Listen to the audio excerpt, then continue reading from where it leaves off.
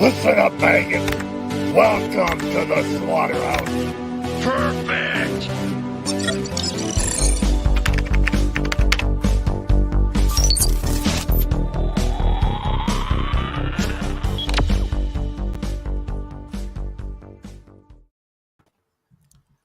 Good evening, ladies and gentlemen, and welcome to the Slaughterhouse. Well, we are 2 guests short of starting our show, but we thought that we would start anyway while we wait for the talent to arrive. They're currently picking out all the green M&Ms out of what they said should only be reds. So that's on me. Sorry, guys. We've got some people in the chat already. We've got Spine Ticks. How you going, mate? Great channel. Do go check them out. Keep on collecting. Didn't realize you were chatting to Zazel. Just seen the vid from 2 days back. We'll have to watch. Yeah, go check it out. I'm talking to Treasures for Trigger on that one. Keep on collecting. Another great channel. Thanks for coming to check us out. Treasures for Trigger is in the chat. He says, good morning, afternoon, evening, guys. Hello. It's good to hang out again. Treasures for Trigger. Phil. TJC, ditto. I have a strong sense that this ditto has also been put on the chat for Kelly stream later. Brendan, he says he's at work but hopes to pop in for a while. Good to see you, buddy. You're a hard worker. I'd just call in sick. I'm happy to call in sick for you if you need to. Gazz, how are you, buddy? Channel member Gazz. Channel member Ryan Sweeney, how are you, mate? We got another channel member, Space Force, reporting from our sick bed. Yeah, poor Peppermint Oil Capsule is suffering in the back end now of the the C word. Hola, hello Matthew, good to see you, buddy. Classified's ready. Another channel member, good to see you. And Grindhead Jim. No, mate. You're just fine. We haven't even started yet. We're waiting on the talent to arrive. I have a feeling that on the way here, Sarge was stopped by Vince and Brett and Sean, and they're like, "You can't talk about this, mate. You can't talk about it." But they'll be here soon. Sarge's point of view will be fantastic to hear. I agree. I can't wait for that to happen. How you going, Ken? Did I lose signal for a second?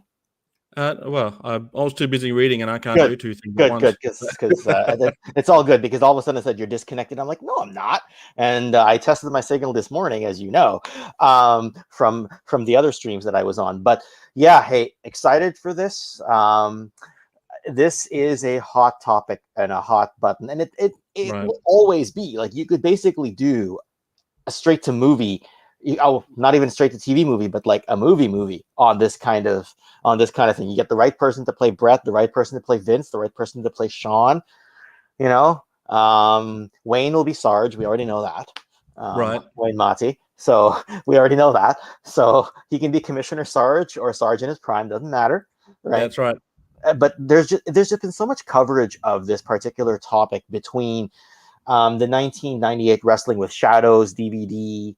That Brett released through an independent company, through his 2005 Best There Is, Best There Was DVD, to the 2011 Bitter Rivals DVD, where Jim Ross interviews Sean and Brett sitting side by side, right down to Austin in his Broken Skull sessions back in 2020, interviewing Brett there one-to-one, and even a Dark Side of the Ring episode around that same time, where they talk specifically about the Montreal Screwjob. Like, it's been covered so much, and yet people don't get sick of hearing about it or talking about it. Like, whose side are you on? We don't have all the pieces of the puzzle. That's why, Ken. It's still a hot topic, because the definitive story the definitive truth hasn't really come out. There are still, conflicting stories, conflicting events.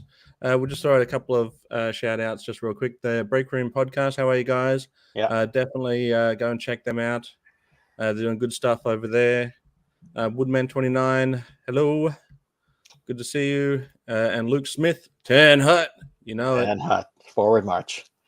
So anyone that's just dropped in, we're just waiting on Sarge and Kelly to arrive, but they won't be too long. So in the meantime, we're just and we got Dale here as well. I remember this very well. Well, I mean, so the Commissioner Slaughter days, they are the gimmick of Commissioner Slaughter is one of the ones I know the least about. You know the Real American Hero. You know the turn as far as when he went to the Iraqi Sympathizer. Even some of his earlier stuff, I think I know a bit more about when he was Beautiful Bobby and all of that stuff. But I know very little about his time as commissioner. Only tidbits like that interaction between him and DX, for instance. Dale here. I was on World Wrestling Federation side when Bret Hart was going to WCW. Interesting. And Vince McMahon did not want to have his World Heavyweight Championship being thrown in the garbage like what happened to the women's title with Medusa.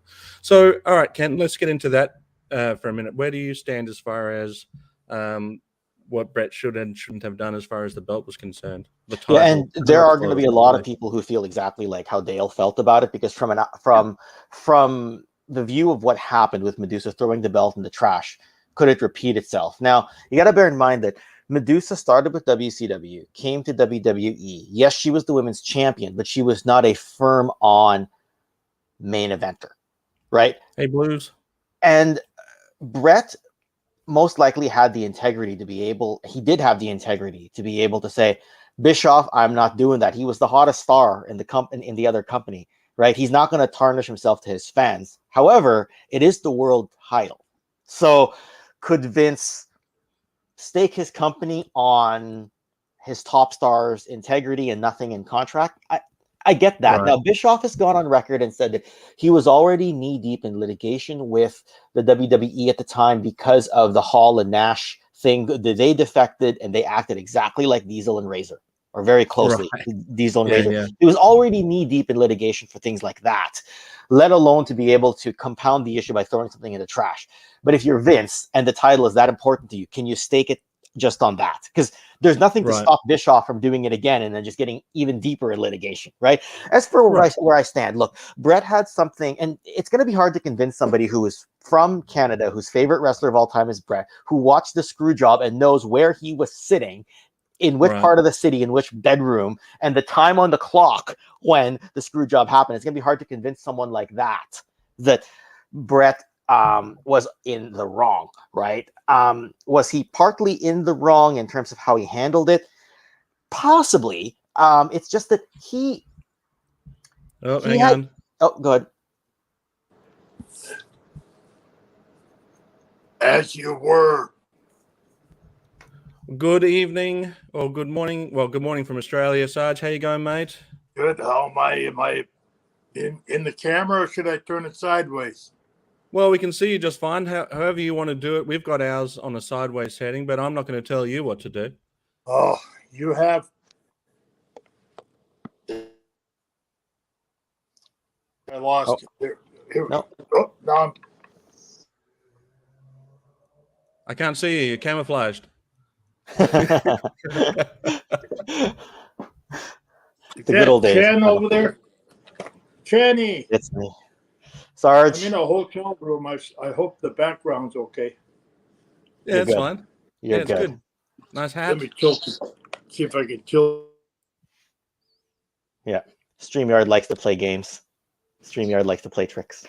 I have a feeling he's got his phone on charge, and every time he moves his phone, it turns the camera off. I can hear you. Oh, it's all good. All right. It's all right. Better be careful.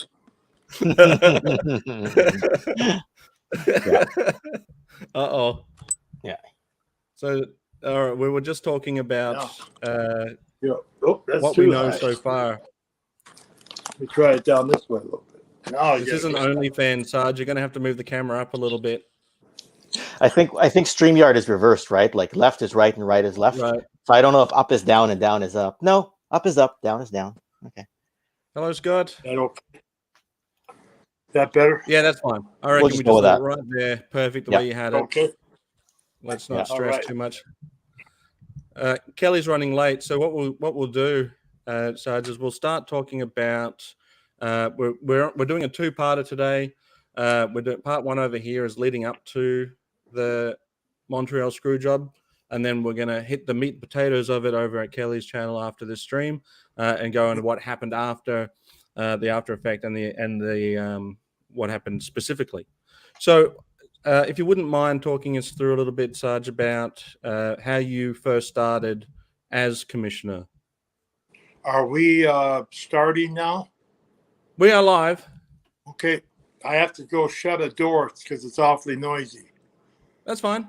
Is that okay? Hang on. Yeah, of course. Don't go away. No, we'll be right here. Where were we, Ken? Just saying that Brett had the creative control clause that basically said he had reasonable creative control in the last 30 days of how he got out. So that's what I was leaning on to say, that he had the right to say how he dropped the belt. That's all. Right. There's a lot of information on that, right? But that's where I was leading into. Anyway. Okay. Gotcha. I'm back. You're back. Welcome back, Sarge. Well, actually, it's my front, but that's fine. It's all good. Yeah. It's all good, Sarge. So where were you before I rudely interrupted you? We were just saying, well, just to explain what we're doing today. Part one over here, I have linked directly after this. We'll be dropping off over at Kelly's channel. The link has been pinned, and we will go over there and talk about the follow-up to today's conversation. But where we're at now is we were just talking about the lead-up to the Montreal Screwjob. So the lead-up, finding out how you got involved as Commissioner Slaughter, where that idea came from, and stuff like that. Okay. There's a lot of lead-up before the screw job. So would you like to ask me a question, or do you want me to start kind of rambling? No. So ranting and raving? Let's talk. Let's start with how you got started as Commissioner Slaughter. So you'd come back in the Iraqi gimmick well before then. You'd got your country back. You had a few more matches here and there, went away for a little bit, and then came back as commissioner. Yes.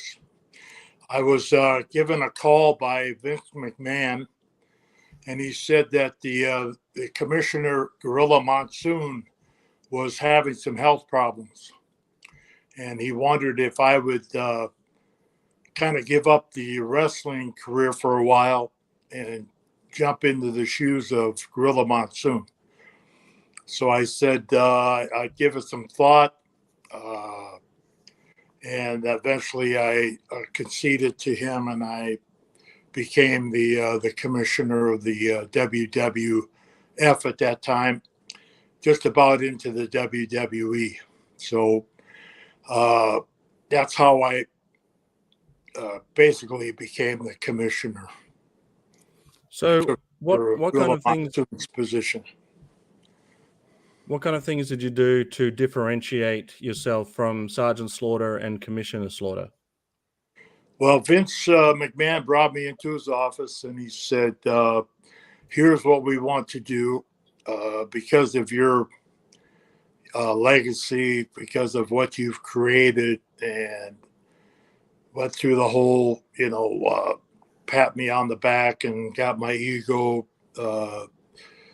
fired up. And he said, you're a legend, and but as a commissioner, you have to kind of fall back a little bit. What I want you to do is put a suit and tie on. What in the world? Hi.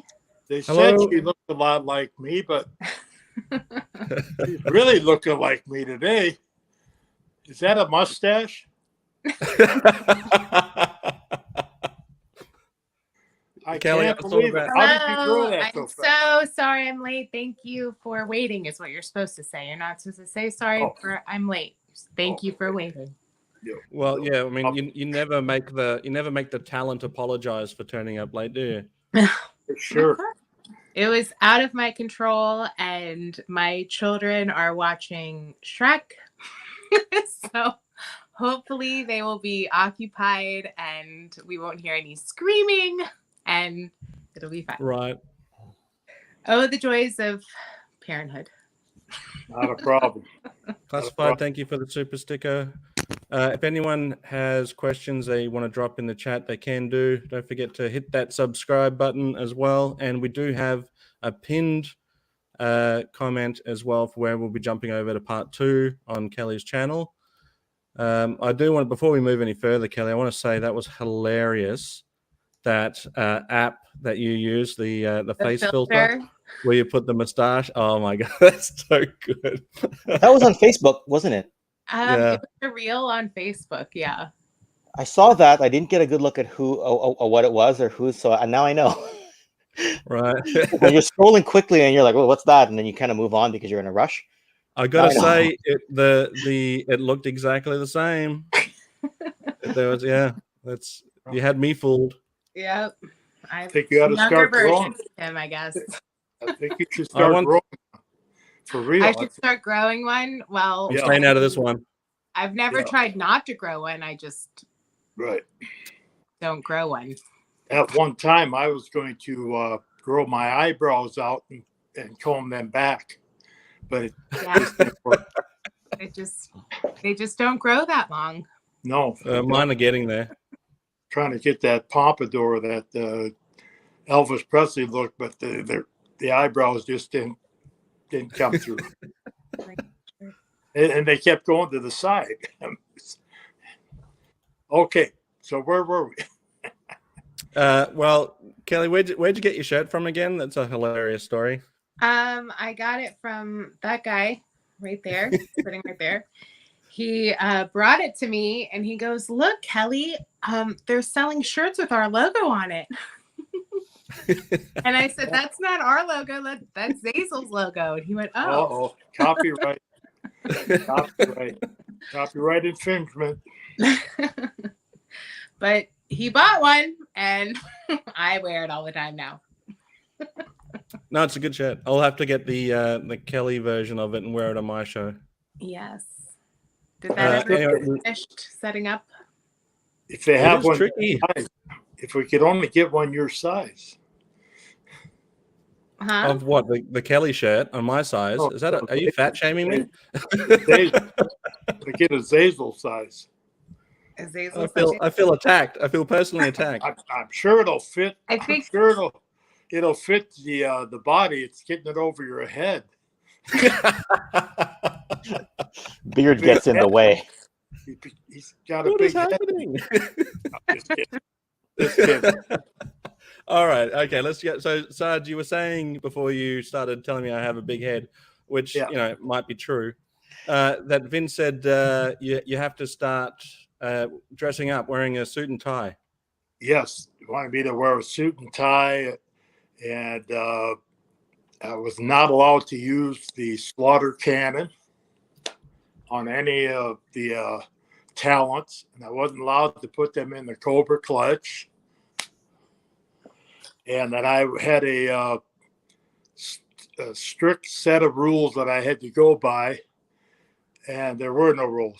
Right. So that kind of, I don't think they ever did find the rule book for the, what did they call that? The, what era was that? The new generation or the attitude era? Yeah. What was the new generation? It was new generation from 93 to 97, and then post Screwjob, I think it's attitude. Like it was like an anything goes type of atmosphere. But anyway, so no holds barred. Yeah, it was a little frustrating because I was the sheriff at the OK Corral, but I had no rule book or any weapons to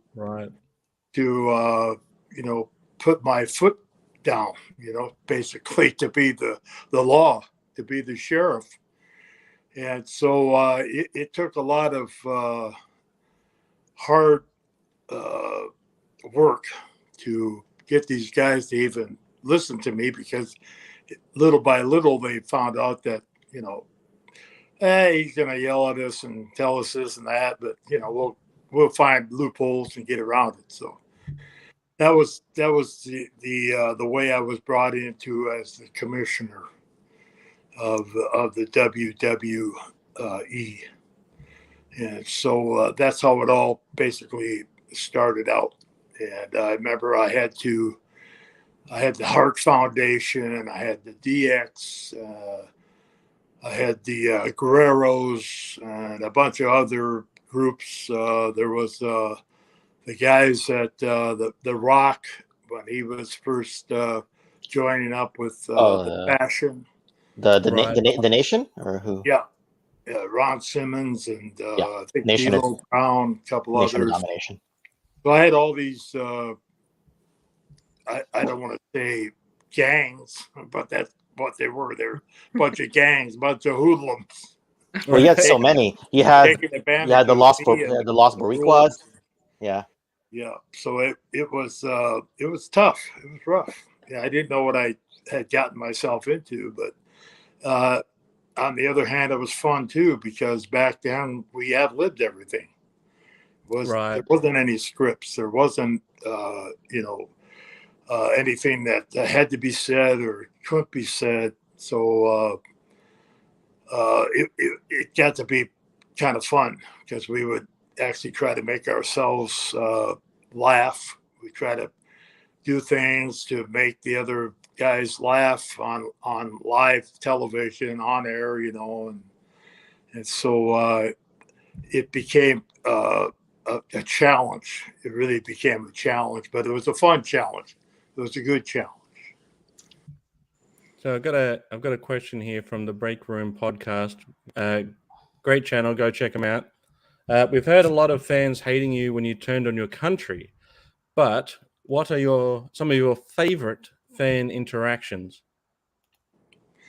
Well, when I got out of G.I. Joe and I got the call from Vince McMahon to come back, I don't know if I was ready to come back to work and into the WWE like I hadn't been working. I was working more out of the WWE than I was.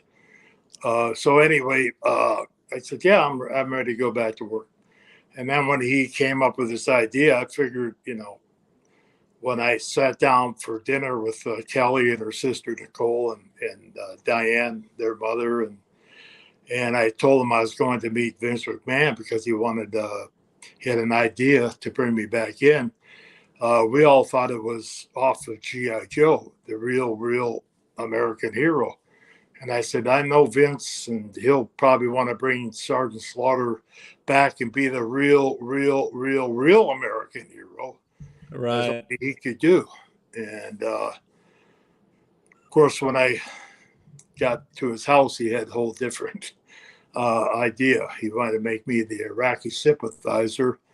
To this day, I'm not sure if he was punishing me because I left and, at the start of WrestleMania 1 and that I just would have the balls to leave, something that was pretty established and to say no to the boss. I didn't know exactly what was going on, but he had the thought of making me an Iraqi Sympathizer so that I would be Hulk Hogan's opponent at WrestleMania 7. Yeah. And as far as I gather, that's probably all that was involved in it. He knew that I could take that idea of his and make him millions of dollars and, of course, make ourselves some money. And that I was the kind of guy that could, work out the idea that he had. And so Sure. I agreed to do it. And it was just, it was tough. It was tough to take that abuse, verbal abuse, and all the spits and whatever was thrown on me, and the pepper sprays and the forced stabbings, and the cars that were destroyed, and just the threats on not only my life but my family's lives.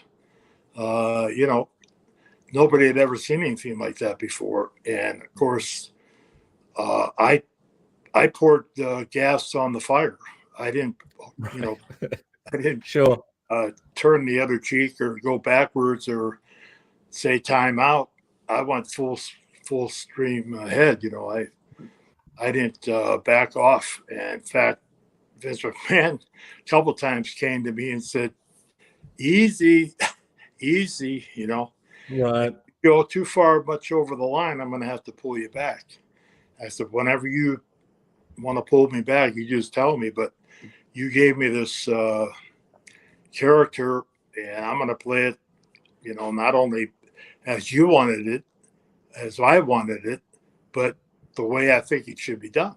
And if you want me to be hated, that's if that's what you have brought me here to the dance for, then I'm gonna do that. So, you know, I poured a lot of my own ideas into it, and a few times he had to call me up and say, "Don't do that one again." You know, the one that always reminds me of that was we went into a studio with a blue background, and we took the limo driver, and he was about the same height as Saddam Hussein. And General Adnan and I went in and took a three-way picture with him. And then afterwards, we took him, the limo driver, out of the middle of the picture. We put Saddam Hussein in there. Right. And, talk about a little bit of petrol and some red hot heat that Vince McMahon called me and said, that was a hell of an idea, but we're never going to do that picture. We're never going to air that again. Right.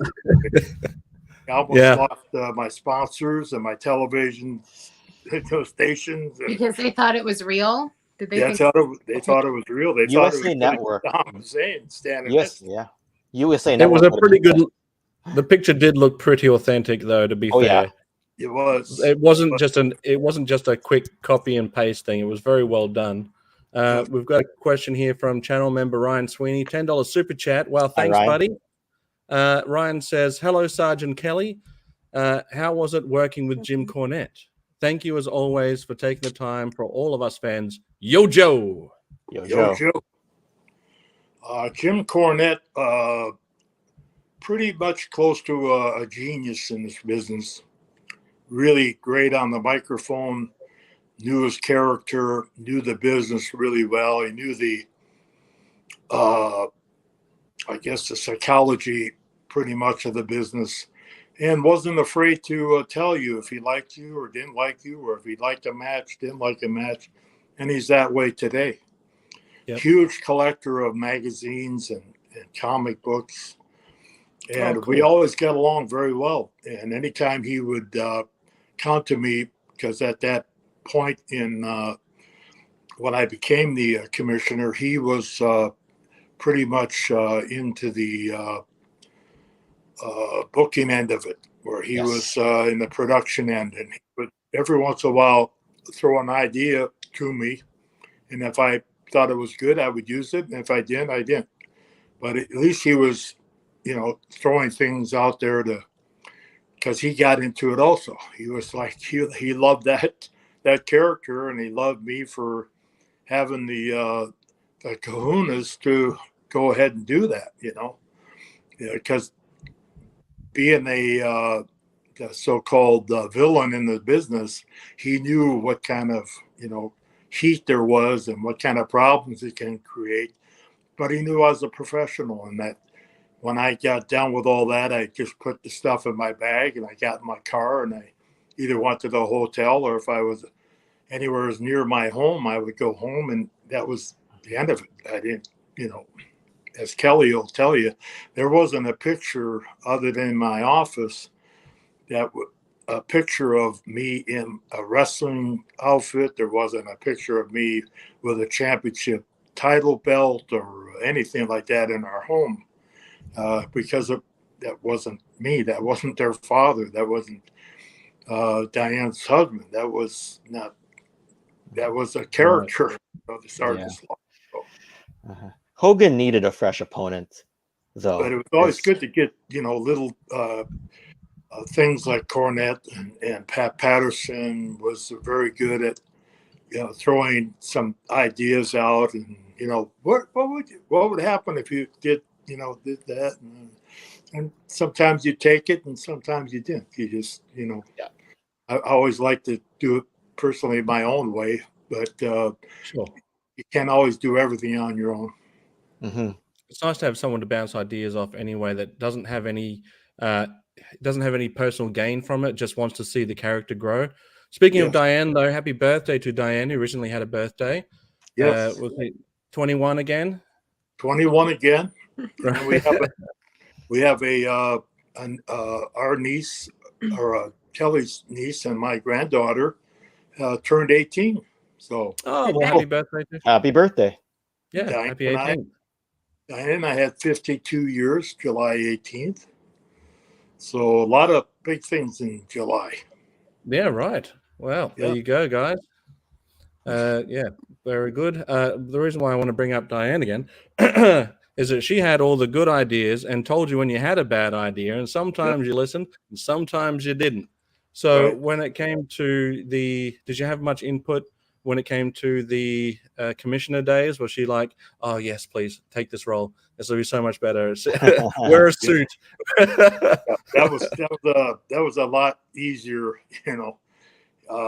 most of the time fans were on my side as a commissioner, depending on if I had to lay the law down to someone like Bret Hart or some of his family or his buddies. DX, they were happy when I laid the law down to them because nobody liked them. And of course the fashion and all the other groups, everybody had their own. Not everybody is a villain fan. Not everybody's the hero fan. So it was a lot simpler when I was the commissioner than it was being an Iraqi sympathizer. So I think Diane kind of took a breath of relief after being the commissioner, and we put the Iraqi sympathizer in the mothballs and just made action figures out of him. Yes. A little less dangerous. Right. More collectible, but then yeah. So here's a question for Kelly. So during this time, Kelly, were you going to many shows? Because you're a bit older while your dad's in this sort of commissioner phase. I did go to a lot more shows when I was older. Excuse me. I did go, yeah. I didn't go to any when he was an Iraqi sympathizer, but when he was commissioner, I went to more. That's when I met China. Right. Yes. Was when he was commissioner. The person people thought was your sister, right? Yes. The person that everyone used to say that was his daughter. And my sister and I would be like, well, but we really are his daughter. Because they weren't always so kind when they were talking about her. But she was a lovely person. And you wrestled her, didn't you, Dad? Did you wrestle her as commissioner or as Sarge? No, I never wrestled her, but I was handcuffed to her a couple times. And I thought you wrestled her in a cage in Raleigh because I went to it. Oh, I don't remember. I remember that. I remember being handcuffed to her. Yes. Maybe that's what it was. Yeah, because I think they needed to stop her from interfering in a Triple H or HBK match. I forget. So they're like, I'm just going to handcuff myself to you, and you can't get in the ring. So I think one time was Triple H was wrestling Owen Hart in Boston, and she and I were handcuffed together, and she ended up throwing powder in my eyes, and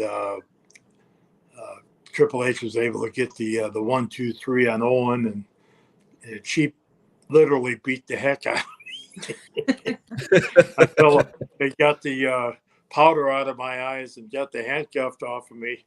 But I wasn't looking for her, but she got in the car and got the heck out of Dodge.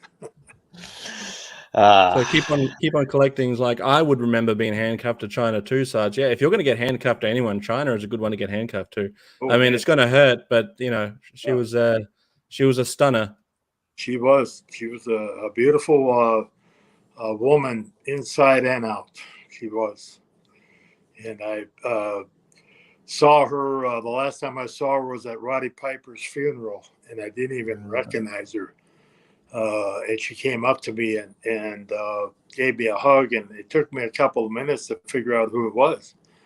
And then when she started talking, because she was crying so much, and I couldn't quite understand what she was saying, and then she stood back, and she said, "Sarge, I'll always love you." And I thought, oh, that was China, so it was just, she was just a great person. You didn't recognize her because she was all dressed up, or? Well, she had lost a lot of weight. Oh, right. Looked completely different. She was a blonde. Blondish hair. Last time I saw her, she was a blonde. She had let her hair go back to its normal color, and she looked just stunning, stunning. So Timothy Ward asks, as commissioner, were all your responsibilities an on-screen character, or did you have legitimate behind-the-scenes administrative responsibilities? Oh, that was a tongue twister, Timothy. Administrative. Yes. What did I say? Blah, blah, blah, blah. I don't even know what you said. What he said. Quite like what Kelly said. Not quite like the commissioners of today.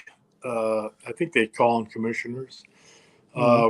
We had a little bit less camera time backstage than they do today, but I had to many times get into my little office and try to figure things out for making matches, and there's times when I would put a match together like Triple H against Shawn Michaels for a title, and they would double cross me and lay down and let the other guy pin him without any altercation, and that got a little frustrating. So I'd have to go back and figure out, now how can I stop that from happening again? So right, I'd have to either threaten them with fines or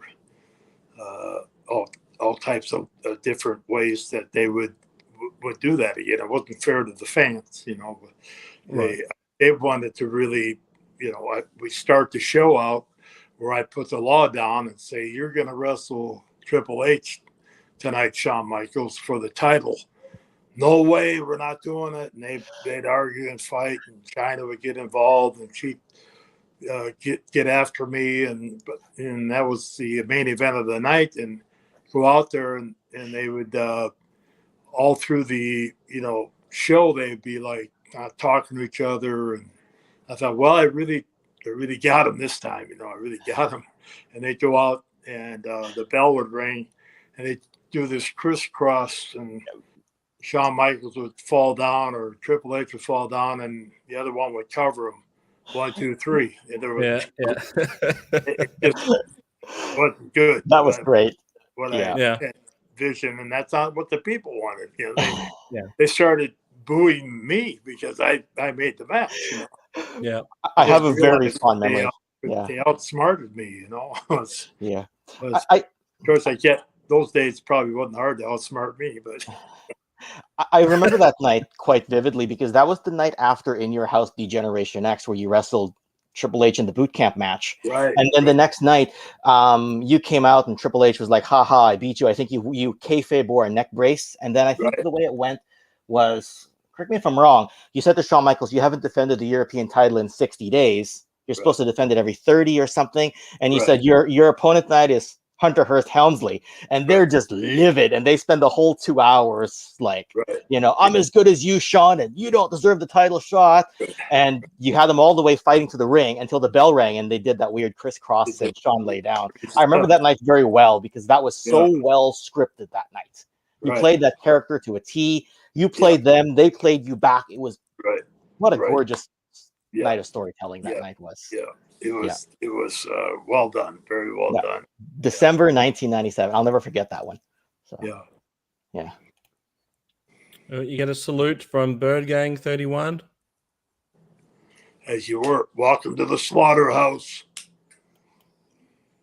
Thanks for joining in. So we're about 20 minutes away from hitting our main event conversation over at Kelly's channel, and let's build up. Let's build it up then before we head over there and get into the real event, the real thing. What was it like leading up to that event? What was it like behind the scenes interactions between the two superstars at that time? Well, everything was going just honky-dory. You know, we were doing our the best we could do as far as booking the matches and the cities and the titles, and Vince McMahon and I and a few others were at his home. We're in his dining room booking televisions and some other upcoming events. And the phone rang, and it was Bret Hart. And Vince always answered everything speakerphone because he wanted everybody in the room to be aware of what was being said. And that way he had witnesses also to what the conversation was. If somebody called him up and wasn't happy about something, or he wanted to change, or he wasn't happy about his payoff, or whatever it was, and Vince would talk to them back, he had 3 or 4 of us as witnesses to the conversation. It wasn't like he had the cradle on his ear. We all heard what was being said. Prime example was we were doing a Christmas show, and we worked, I would say, 4 to 5 hours just on one television show that was for a Christmas airing. And Vince decided, we all kind of decided that we wanted to have Hacksaw Jim Duggan come out as Santa Claus. And bring the bag and bring the presents and do some kind of funny stuff that we had lined up. Everybody was having a fun time in Vince's dining room, thinking of different ways that we could get Hacksaw to. It wasn't just one time to come out to the ring. He was busy all night long. And so finally, Vince said, okay, I think we got it. Somebody give Hacksaw a call. And so I think it was Pat Patterson called Hacksaw and started explaining to Hacksaw what we had kind of planned for him to do. And Hacksaw said, I don't want to do that. All right. I don't think that's good for my character. I don't think that's good for me to do. I kind of make me look silly, and kind of however he put it, we all went, what? This is entertainment, Jim. You know, we didn't say that to him, but we're all kind of like, what do you mean he doesn't want to be Santa Claus? I mean, he's on the whole show. Everybody's going to know it's him. I mean, he's going to be walking out with a 2x4 on his shoulder. Yeah. He's going to have a bag of, stuff. But anyway, for some reason, he woke up on the wrong side of the bed or whatever. But he said, no, I don't want to do that. I don't think that's what I want to do. So we all went, okay, well, okay, thanks, Jim. And hung up, and we started, brainstorming again. And we came up with the Bushwhackers. Right. Got it all pretty much the same things that we were going to do, just using the Bushwhackers. So we called Butch and Luke, and they went, yeah, we want to do it. We love it. We'll do that. That's how things happen. We spent 5-6 hours laying this whole thing out for Hacksaw, and he goes, I don't want to do it. What do you mean you don't want? Well, it doesn't make me look good. Doesn't make me look tough. They did time out, Hacksaw. Come on. No, so we had to go catch up with the Bushwhackers, and they were more than delighted to be the Santa Claus. Plus, we had 2 of them. Made it actually worked out better. So anyway, that's the kind of things that happened. But so back to Bret Hart situation. We're sitting there, the phone rings, and of course Vince puts it on speakerphone, and it was Bret Hart, and he goes, "Hey Bret, how's everything going?" Blah blah. Yeah, yeah. I just want to let you know that I got a call from WCW. Oh, you did? Yeah. They want me to come in.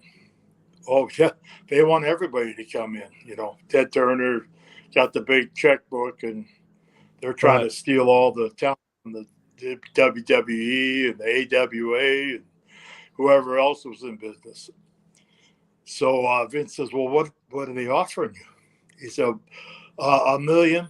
He said, "Bret, I'll pay you $1 million. You don't have to go down there for $1 million. That's chump change." Okay, thanks.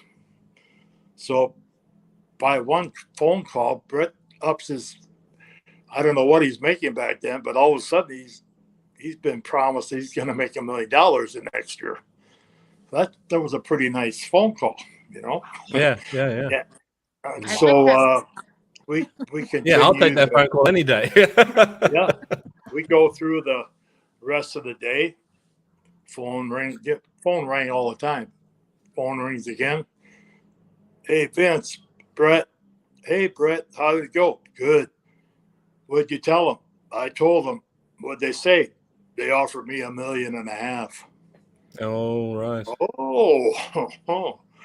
Well, tell them I'll match that up. You don't have to go anywhere, Bret. Just hang on. Don't worry about a thing. Well, Bret's, that $1.5 million. It's a lot of money. Right. How much more can I get? Yeah. So nothing was really done till the next time we went for another booking session. We're working on things, and of course, phone rings. Here's another call. Bret Hart again. Hey Bret, what's going on? Well, they offered me $2 million. $2 million. Wow, that's pretty good. Tell them I'll give you $2 million, so you don't have to go anywhere, Bret. Don't worry about it. Just stay with us. Whatever. Okay, thanks. I just wanted to let you know what was going on, what they're doing, and I was getting calls myself. I got calls from Hulk Hogan. I got calls from Jimmy Hart. Hey, Sarge, really need you to come down to WCW. Big money, and I just want you to come down and be part of it. I said, well, I'll let you know. But I was the old loyal, true blue guy. I just stuck it out. I didn't ever go work for WCW. But I did calls. They'd always call and offer me money to come down. And I think they wanted me more for the, other side, not so much jumping in the ring and wrestling as much as I was to use my knowledge of the business and help them to defeat the WWE, and Vince McMahon. Right. They were trying now to grab some of his generals, some of the guys that were helping him. And so I never went. And so anyway, back to the Bret Hart saga. Long story short, it got up to $3 million. And finally, wow. Vince said, Bret, I can't make any money paying you $3 million. So you go ahead and go. Really? You want me to go? Yeah. If you can get more. But that's as much as I can go is $3 million. Okay. So things go on, and lo and behold, we get another call. And now it's, they offered me more than 3. Well, I'll tell you what, Bret, you tell them that I offered you $3.5 million and see what they say. And if they say they're going to give you $3.5 million, take it, go. I can't hold you back from making money. If they're fair enough. If they want you to pay you that kind of money, go. I'm not going to hold you back. So what I heard was he ended up getting like $4.1 or $2 million contract. And Vince McMahon, from the time that Brett called, tried to help Brett make as much money as he could. He even offered to pay him himself. But when they started going a little bit more than Vince felt that he wanted to pay, he helped Brett get more. I mean, he knew it was there. And so that's what made it a little frustrating going into the Montreal Screwjob, because I knew the history behind it and how Vince McMahon helped Brett get that contract. And so you were in a pretty trusted position with Vince, where he would have you in the same room having these conversations on loudspeaker. Right. Was he aware that you were getting offers as well from other companies? No, I never told him. Right. Because I mean, I guess from your point of view, you don't want to bring up anything that's irrelevant to the situation that you're in. Well, I wasn't going. I wasn't going to go anywhere. I dug the foxhole with Vince, and I wasn't going to betray him. I was loyal. Right. And that's just the way I was brought up. That's the way I did business.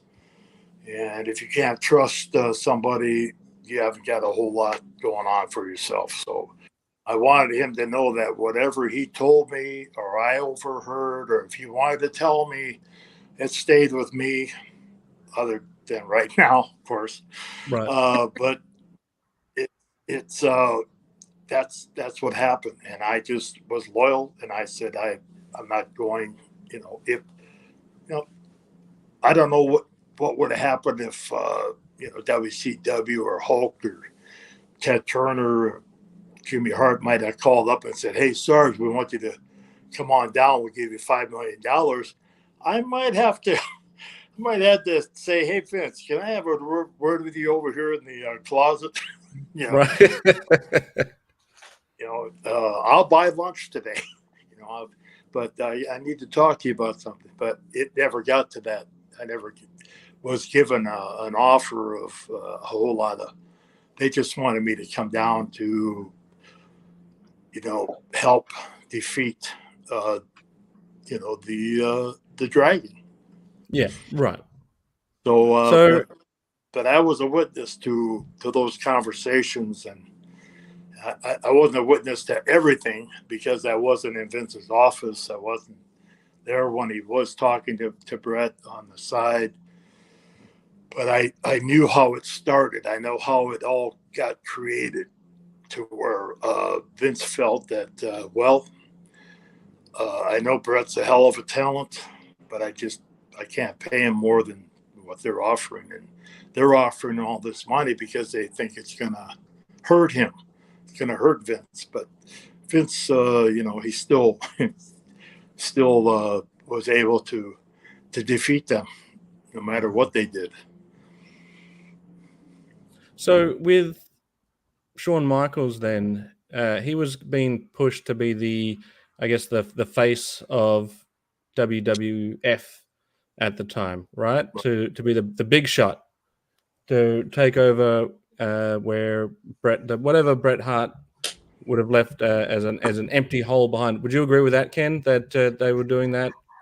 Yeah, Bret talks about it in his in some of his documentaries, how Bret was the top heel as the anti-American, and then when Shawn turned heel and went to DX, he's like, okay, is all my heat going to be gone now? Because we were initially, I was heel, he was face. Now we're both heels. What's going on here? And yeah, I guess if Bret didn't want to drop the belt, they wanted to put it on Shawn. I'm just talking as an outsider here. But like Undertaker was knee deep in his feud with Kane. Who else was it going to be?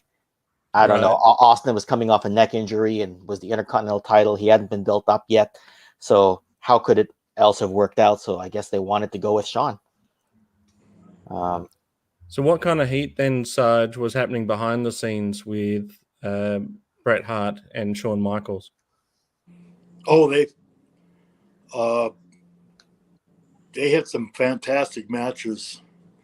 and we're very professional in the ring. I don't know so much about outside the ring. I didn't know what their talks were outside the ring. I just know that when it was brought up that Brett got the contract, he's leaving.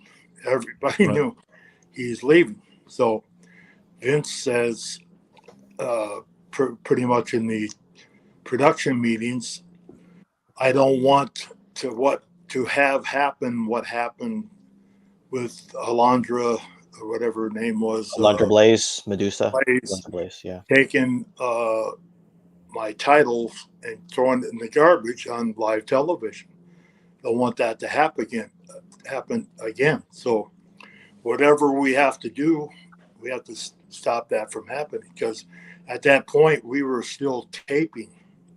We weren't live. Yes. So Right. WCW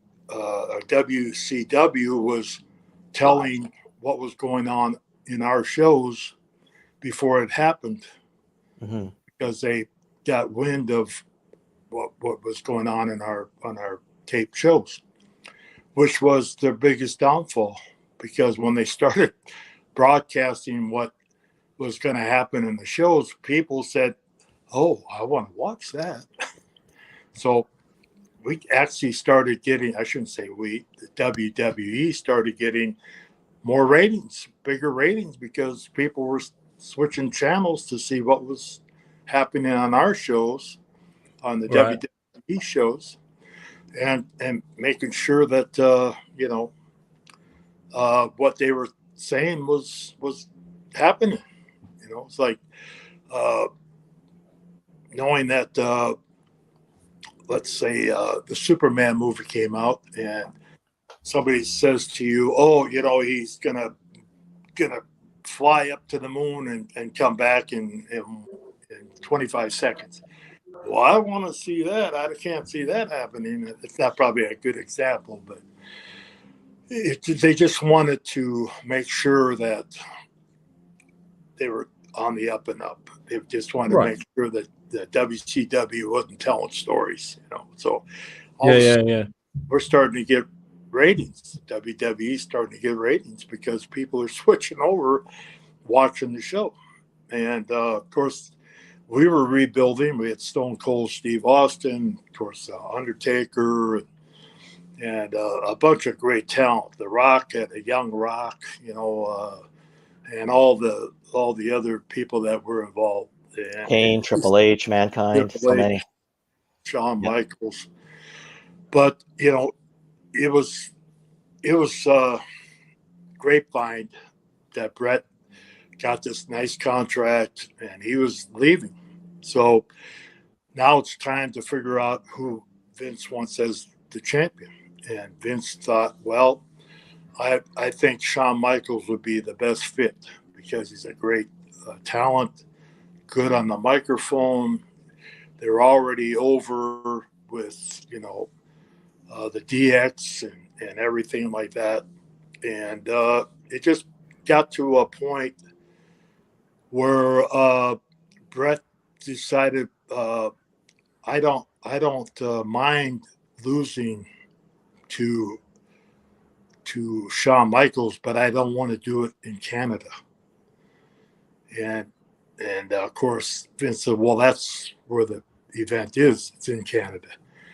Well, I don't want to do that. I will do it somewhere else, but I'm not doing it in Canada. Not so much that he didn't want to lose to Shawn. It was that he didn't want to do it in Canada, especially, Montreal or Calgary or anywhere in Canada. Basically, he just didn't want to. So that's where we were having the problems. How do we solve this problem? Right. And finally, Brett confronted Vince and a bunch of us that were working with Vince, that I'll do it, but I won't do it with Shawn. I'll do it with who was the gentleman that was the Ken Shamrock. Ken Shamrock. He said, I will drop it to Ken Shamrock, but I'm not doing it to Shawn Michaels.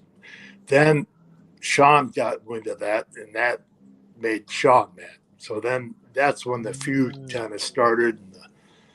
It started escalating. The fire started with a brush fire, then it got bigger and bigger and bigger. And Shawn was put off.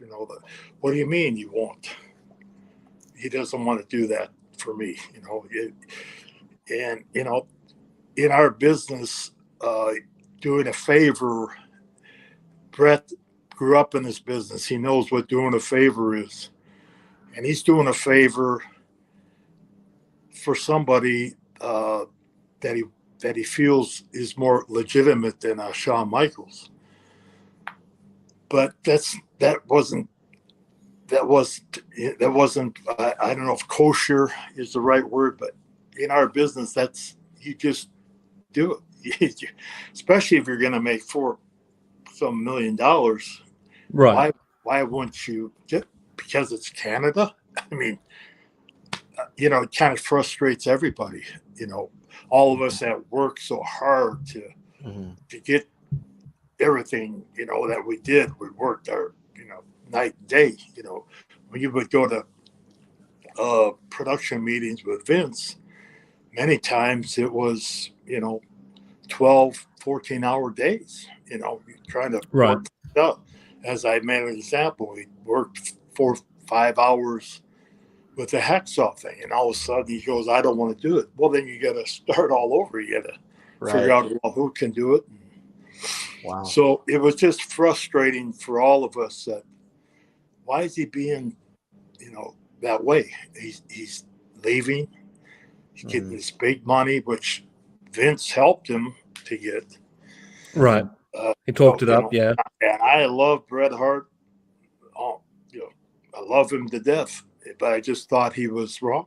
I thought he was wrong that he would do that, do the favor for Shawn, no matter if it was in Canada or, Africa, Florida, England. Who cares where it is? Just do it. So you think maybe it was just Brett being difficult? Because I imagine that even if he lost in Canada, he still would have gotten quite a standing ovation from the crowd. Yeah. It wouldn't have done any damage to Brett at all. People knew that Shawn Michaels couldn't beat Brett on his best day. Right. They know, wrestling fans aren't, stupid.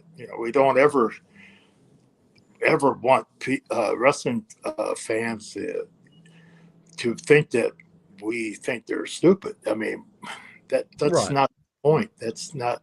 We've never ever have done that. What we want to do is entertain them enough so that they actually believe that what we do is brings them back to watch another show. That's right.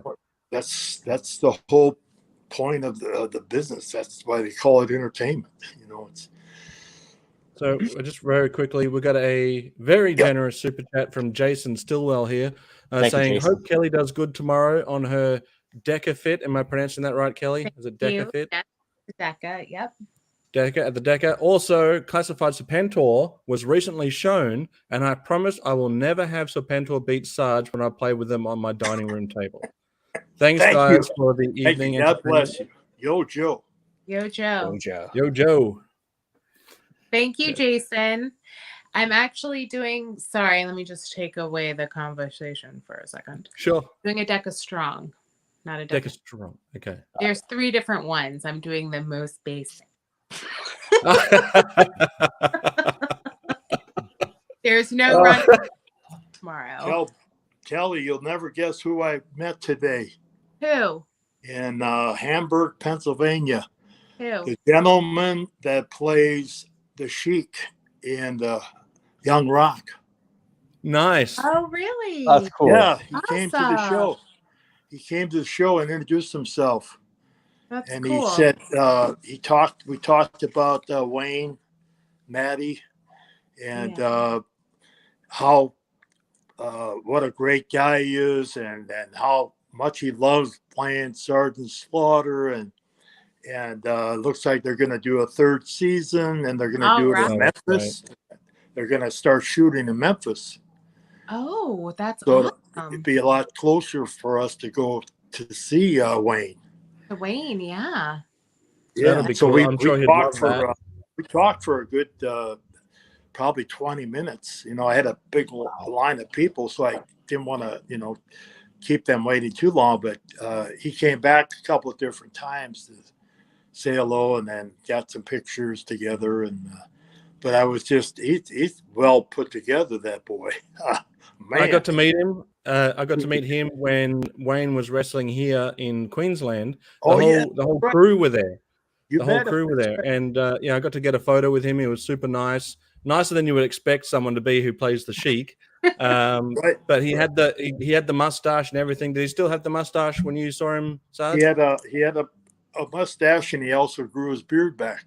And we were we talked about how Wayne, in order to possibly get the part, he had to shave off his beard, which was like 20 years old. Yeah. That he never shaved for like 20 years, and but Wayne did it, and of course he got the part. And this gentleman, I hate when I don't remember his name, but he said that he grew the mustache like the Iron Sheik. Yeah, right. So he didn't have that. He just had it down. But he had a full beard. But he was pretty stout. I mean, he good shape, really good shape. And, I'm not sure if he was wrestling tonight.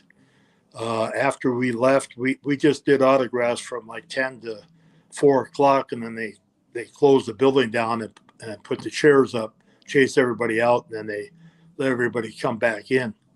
But I'm not sure he was a wrestler before he took this part. Yeah, I could be wrong on that, but was he? Okay. Yeah, I think he was. Yeah. I just want to do a quick shout out. I wanted to tell you that before I forgot it, that I ran into him. That's cool. Yeah, that's cool. Yeah. We're about to jump over to Kelly's channel for the rest of the story. I do want to shout out Hans Chow real quick. Sarge, Hans did an amazing picture of you with a young Kelly in there. So Kelly, you'll have to show your dad that one if you haven't already. I did, didn't I? Did we share it to you? I think I did show it to you, Dad. Maybe you did. Was it on a tweet? Did you? I'll find it and I'll bring it up on Kelly's channel. Hans, message me the photo so I can bring it up on Kelly's channel. Yeah. So that we can show the Sarge live on the Slaughter Daughter official channel, which is where we're about to head off to. So part 2, it's pinned in the comment section. It is also in the description below if you're having trouble hitting that link. So by all means, please, we're gonna dive right into the details now of what happened for the Montreal Screwjob, the truth as told by Sergeant Slaughter. So we're gonna just jump over to that. We'll be I'm thinking about 5 minutes before we're due to go live over there. So go over there, hang out in the chat. We'll be there soon. Hans, send me that photo. I wonder if he's done it yet. How quick is he going to be? Now Don't make me do the legwork, mate. Yeah. Now you know. Yeah. And now we'll see you over at the Slaughter Daughter official channel. See you guys in a few. Not only now you know, but soon you will know. There we are. Finally, 25 years of mystery solved. Let's do this. It's pretty juicy, so don't miss out on it. That's right. Before we jump over there, make sure you hit like and subscribe on this channel. Go also check out Ken's. I'm going to be in trouble with a lot of the fellows that have been telling these horrible lies over the years. Okay. Well, yeah. We might see. Good teaser. We'll see you in 5. All right. We'll see you there. I can't wait. All right. Okie dokie. Yeah. We'll see y'all.